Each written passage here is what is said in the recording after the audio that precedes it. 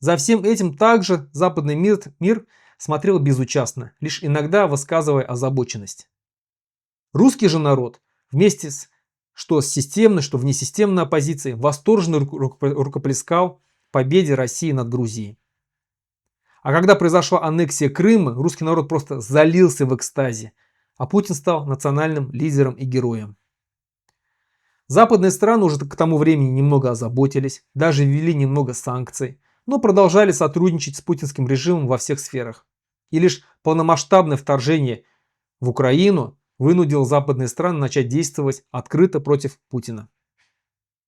Все эти наступления на права и свободы как своих, так и граждан соседних государств не осуществились бы, если бы не поддержка населения самой России, и в особенности поддержки основного населения страны, русского народа.